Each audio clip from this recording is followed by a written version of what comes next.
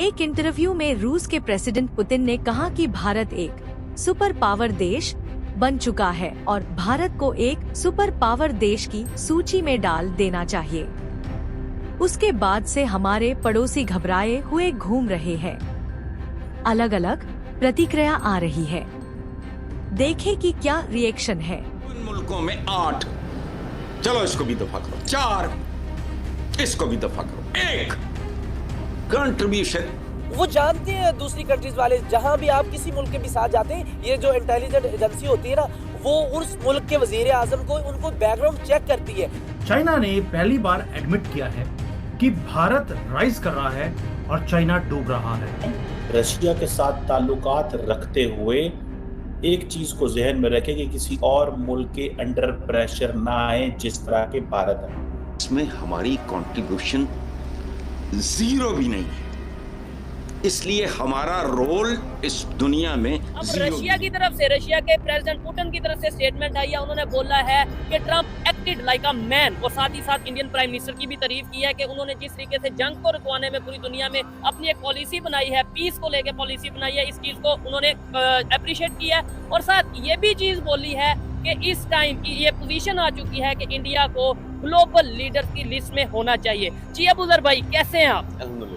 क्या कहना चाहेंगे? इस टाइम ये बहुत बड़ी चेंजिंग्स आपको देखने को मिल रही है। मैं समझता हूँ ये एक बड़ी खबर है कि भाई रशिया ने, पुतिन ने प्रॉपर कांग्रेचुलेशन ही एक किस्म का बोल दिया है ट्रम्प को। क्या कहना चाहेंगे? कोई रिलेशन बेहतर मोदी, प्राइम मिनिस्टर मोदी की वजह से होते नजर आ रहे हैं? जी बिल्कुल, जो पुतिन साहब का ये जो बयान है प्रेसिडेंट को लेके, बेसिकली ये प्रेसिडेंट डोनाल्ड ट्रंप के लिए प्रॉब्लमेटिक हो सकता है। अच्छा। उसकी मेन वजह ये है कि प्रेसिडेंट डोनाल्ड ट्रंप पे पास्ट में भी ये इल्जामात, एक्यूजेशन लगे हैं कि वो रशिया प्रो हैं। अच्छा, तो मतलब उनका रशिया के लिए एक सॉफ्ट कॉर्नर है। लास्ट जून के इलेक्शन थे, उसमें ये इल्जामात भी उठाए गए थे कि रशिया का कोई इन्फ्लुएंस रहा है उनको जितवाने में यूएसए के अंदर। ठीक है। तो बेसिकली ये शुरू से एक कॉन्ट्राडिक्शन आ रही है, जबकि यूएसए के अंदर जो नैरेटिव बिल्डिंग की जाती है, नैरेटिव एक बनाया जाता है, वो रशिया के अगेंस्ट बनाया जाता है। ठीक है, बिल्कुल। और प्रेसिडेंट जो पुतिन है वो बेसिकली ऐसे बंदे हैं जो वार को सपोर्ट नहीं करते। ठीक है। और वो तो लेकिन ट्रम्प की बात की जाए, उनकी भी यही स्टेटमेंट है। अगर बात करें, हाँ। उन्होंने भी रिसेंटली ये बोला नो वार, मतलब इसी बेस पे शायद वो इलेक्शन जीत के आए हैं। उन्होंने True. बोला दुनिया में जंगे रुकवा देंगे। ट्रू, बेसिकली जब वो अपनी इलेक्शन कैंपेन कर रहे थे तो उनसे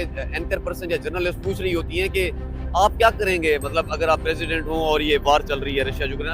अभी वो सवाल मुकम्मल नहीं हुआ था, प्रेसिडेंट ट्रंप ने उनको इंटरप्ट किया और इंटरप्ट करते हुए कहा I will stop this war in 24 hours. मतलब उन्होंने अपने मैनिफेस्टो में ये बात की, ऑन रिकॉर्ड है, आप देख सकते हैं। मतलब ये क्लिप वायरल भी बहुत ज्यादा हुआ कि 24 घंटे में मैं ये वार रुकवा लूंगा। मेरे नजदीक ये यूजलेस है, क्योंकि यूएसए बहुत ज्यादा अपने जो है बिलियन ऑफ डॉलर्स अपने इन्वेस्ट कर रहा है ऑन रशिया यूक्रेन, जो कि मतलब वो इसको समझते हैं पॉजिटिव नहीं, इसको पीसफुली हल किया जा सकता है विद इन 24 आवर्स। ठीक हो गया। तो ये बहुत बड़ी मतलब चेंजेस हमें ओवरऑल खित्ते में देखने को मिल रहे हैं। अच्छा। मतलब आप रशिया यूक्रेन देख लें, चाइना इससे इफेक्ट होने वाला है, इंडिया इफेक्ट होने चाइना वाला किस है। तरीके से इफेक्ट होने वाला है? हाँ, अब देखें प्रेसिडेंट जो डोनाल्ड ट्रंप हैं, अब इनका ये है कि ये ना ट्रेड को लेकर ना डेफिसिट जो इनकी पॉलिसी है वो बड़ी डिफरेंट रहती है टूवर्ड्स चाइना। ठीक है। अब इन्होंने ये करना है, चाइना की जितनी भी एक्सपोर्ट है टूवर्ड्स यूएसए, ठीक है। वो इसको 60% पे लेके जाने वाले हैं टैरिफ को। ठीक है। 60% से मुराद ये कि जब आप इतना टैक्सेशन लगाएंगे चाइना के प्रोडक्ट्स के ऊपर, तो डेफिनेटली चाइना के जो प्रोडक्ट्स हैं उनकी एक्सपोर्ट कम होगी। ठीक हो तो गया। फिर उस एक्सपोर्ट जब कम होगी तो प्रोडक्ट की डिमांड तो है मार्केट में, उस डिमांड को कौन फुलफिल करेगा? उसका कोई कंपटीटर, और उसका दूसरा कंपटीटर कोई भी और नहीं है सिवाय इंडिया के, ठीक है। क्योंकि वो दूसरी बहुत बड़ी मार्केट है, या कह लें इंडिया चाइना की इक्विवेलेंट एक मार्केट है, ठीक है। जो कि प्रोडक्शन में, मैन्युफैक्चरिंग में उतना ज्यादा है आगे। और वैसे भी हमें ये चीज नजर आ रही है कि अगर मैन पावर की बात करें पूरी दुनिया को, ये नहीं मैं कहता यूएसए को या मतलब किसी दूसरे कंट्री को, पूरी दुनिया को ऑलमोस्ट अगर जी। जरूरत है मैन पावर की, तो इंडिया से उन्हें मुनासिब, सस्ती और True. एजुकेटेड जो मैन पावर उन्हें मिलती है। True. और अमेरिका भी शायद इसका फायदा उठाएगा। इंडिया रूस के साथ भी तिजारत कर रहा है, अमेरिका का सबसे बड़ा पार्टनर भी वो है। एक हल्की सी कोई भी इंडिया में बात हो, अमेरिका स्ट्रेट फॉरवर्ड खड़ा हो जाता है। हत्ता कि अब देख रहे हैं आप यूक्रेन के बिल्कुल हक में बैठा हुआ है अमेरिका, लेकिन उनका पार्टनर उठ के जाके रूस के साथ बात कर रहा है। नरेंद्र मोदी उससे बात कर रहा है कि आप यूक्रेन को ऐसे करें। हम में इतनी हिम्मत नहीं है कि हम जाके बात करें वहाँ, क्योंकि हमने IMF का कर्जा दे रहा है, हमने हर मुल्क के हम मकरूज है। हम दुबई के साथ बात करते हैं, उनको भी पता है ये भिखारी आगे भीख मांगने के लिए आगे। हमारी इकॉनमी इस तरह नहीं सेट होगी कभी भी। कोई भी मुल्क जो अपनी आप को गुलाम बना ले, ये हमें अमेरिका किस कदर हमें नीच समझते हैं कि हमें उन्होंने 20 साल अपनी जंग में भी धकेला, और फिर भी इतनी शर्म वाली बात है, मुझे शर्म आती बात करने, वो फिर भी हमारी कुर्बानियों को समझ ही नहीं पा रहे। वो हमें भी फिर भी डू मोर का मुतालबा करते। रीजन क्या है? क्या आप भिखारी है भाई? आप अपनी आवाम को आपने कुर्बान कर दिया, लेकिन वहां आवाम के साथ आप खड़े हो जाते, कहते हैं अमेरिका को डूम और उनको कहते। आपने आवाम को डूम और कराया, आपने अपने इलाका ही तबाह कर दिए, आपने वही अभी तक वही आपने जिरगा सिस्टम कायम रखा, अभी तक कबाइल आपसे सता रहे हैं, परेशान है आपके उन फैसलों की वजह से, कई हजार लोग शहीद हो गए, लेकिन अमेरिका फिर भी हमें क्या दे रहा है? सिर्फ हमें वो गुलाम समझ रहा है। हमें वो जो फंड देता है वो इसी तरह देख ले, कभी भी कोई मसला हो जाए अमेरिका को उसी वक्त स्टेटमेंट आ जाता है, उनका वजीर खारजा बाहर फॉरेन मिनिस्टर आता है, वो कहता है हम वो फंड रोक देंगे, हम सलाम खान के रोक देंगे। यार आपको क्यों नहीं अकल अभी भी आ रही?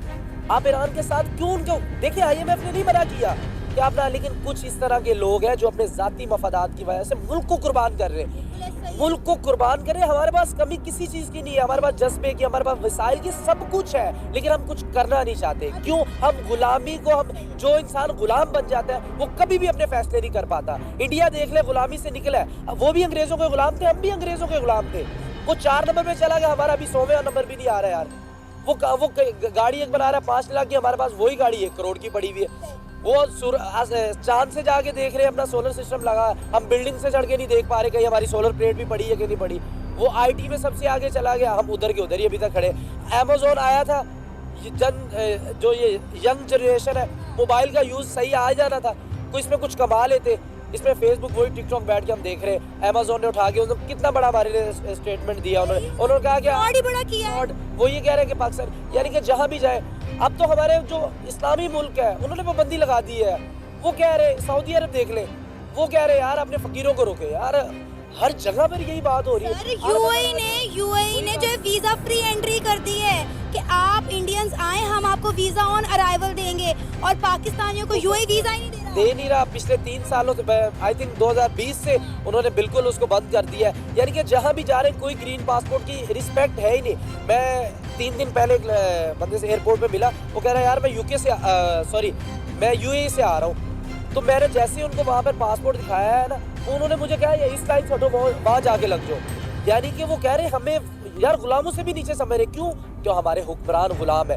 क्यों नहीं हम ईरान से तेल ले रहे? 6 महीने ईरान से तेल ले ले। मैं ऑन एरिया के कह रहा हूँ, चैलेंज करके कह रहा हूँ, आप आधा कर्जा उतार देंगे, रियासत पाकिस्तान का आधा कर्जा आप 6 महीने में उतार देंगे। आप क्यों नहीं ईरान से भाई तेल ले रहे? आप क्यों नहीं उनसे गैस ले रहे? आपका पड़ोसी मुल्क है, आप वही हमें दे नहीं रहा ना। वो दे इस वजह से नहीं रहा क्योंकि हम गुलाम है। हम अमेरिका की बात सुनेंगे, हम तिजारत अपने तिजारत को नहीं हम बढ़ाना चाहते। वो देख ले, वो चाहे जिसका दोस्त भी है इंडिया, चाहे जिसका दुश्मन भी, वो सबके साथ तिजारत कर रहा है। चाइना के साथ कितना हमारे से ज्यादा उनके मामला चाइना के साथ खराब हुए 2 सालों से, लेकिन वो तिजारत फिर भी कर रहे हैं चाइना के साथ, एक्सपोर्ट भी कर रहे हैं, इंपोर्ट भी कर रहे हैं उनके साथ।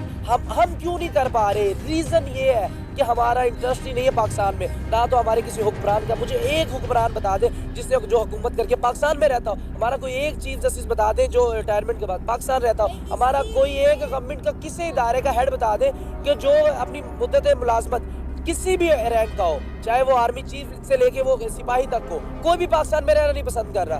क्यों हुक्मरानी हम पे करनी?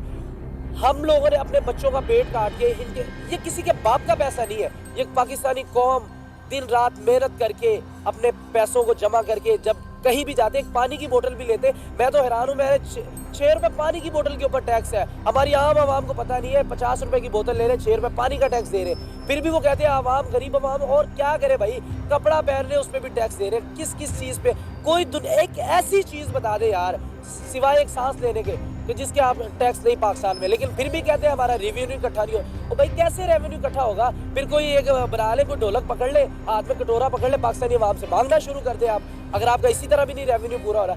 वाहिद पाकिस्तानी कौम है जिसका सबसे ज्यादा कर्ज है और सबसे ज्यादा हम लोग टैक्स भी पेड कर रहे हैं। वो कह रहे टैक्स नहीं देते। ओ यार किस चीज में आप नहीं टैक्स ले रहे? बात क्या है उसमें? बात यही है कि वो अपने मुल्क को स्टैंड कर रहा है, अपने मुल्क के साथ ऑनेस्ट है।